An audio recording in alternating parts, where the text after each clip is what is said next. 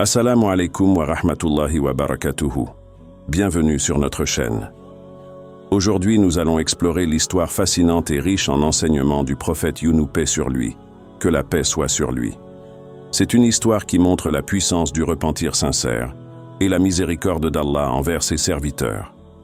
Cette histoire est mentionnée dans le Saint-Coran à travers plusieurs sourates, et des hadiths authentiques viennent enrichir notre compréhension. Nous verrons ensemble les grandes étapes de cette histoire ainsi que les leçons qu'elle peut nous apporter.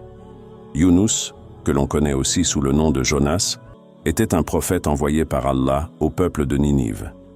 Ninive était une grande ville située dans l'actuel Irak, et ses habitants s'étaient éloignés de l'adoration d'Allah en se tournant vers l'idolâtrie et le péché. Allah envoya alors Younous pour leur rappeler le chemin du Tawhid, l'unicité d'Allah.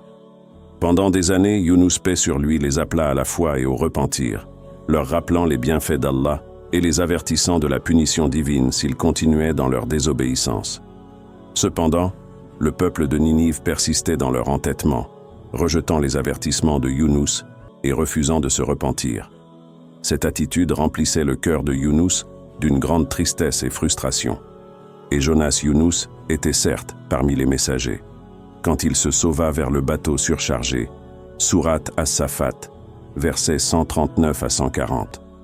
Face à cette opposition continue, Younous décida de quitter la ville de Ninive, espérant que la punition viendrait les frapper comme il les avait avertis. Toutefois, il partit sans recevoir la permission d'Allah, et cela marqua le début d'une épreuve particulière pour lui. Après avoir quitté Ninive, Younous erra et arriva au bord de la mer. Là, il embarqua sur un bateau rempli de voyageurs. Mais peu de temps après, une tempête violente éclata, menaçant de faire sombrer le bateau. À cette époque, il était courant de soulager le poids du bateau pour survivre aux tempêtes en jetant un passager à l'eau.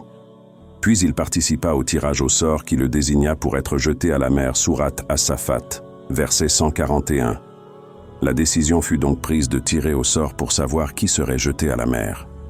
À chaque tirage, le nom de Younous sortait, jusqu'à ce qu'il accepte son destin. Elle fut alors jetée à la mer où une épreuve bien plus grande l'attendait. Un immense poisson que certains commentateurs décrivent comme une baleine, l'engloutit tout entier. Ainsi, Younous se retrouva dans le ventre du poisson, emprisonné dans les ténèbres profondes de la mer. La tradition prophétique décrit cet événement comme une leçon de confiance en Allah, même dans les situations les plus sombres, et nous enseigne que tout obstacle, aussi immense soit-il, est une opportunité de retourner vers lui. Younous, dans le ventre du poisson, réalisa son erreur d'avoir quitté son peuple sans attendre l'ordre d'Allah. Conscient de sa faute, il s'humilia et se tourna vers Allah dans une prière sincère. Dans les profondeurs obscures, il invoqua Allah d'une manière qui montre la pureté de son repentir et sa pleine soumission. Et il appela dans les ténèbres, « Pas de divinité à part toi. Pureté à toi. J'ai été vraiment parmi les injustes. » Sourate Al-Anbiya, verset 87. Cette invocation de Younous, « La ilaha illa anta, subhanaka, inni kuntu mina dalimin » est devenue une invocation puissante et précieuse pour les croyants. Elle reconnaît l'unicité absolue d'Allah, exprime la pureté de sa nature et admet les erreurs commises par son serviteur. Allah, dans sa grande miséricorde, entendit l'appel sincère de Younous. Dans un hadith rapporté par le prophète Muhammad, paix et bénédiction soient sur lui, il est dit « Aucun musulman n'invoque Allah avec cette prière sans qu'Allah ne le soulage de son épreuve. » Sahih al-Tirmidhi. Par sa miséricorde, Allah accepta le repentir de Younous et ordonna au poisson de le libérer. Le poisson obéit et relâcha Younous sur un rivage désert et isolé.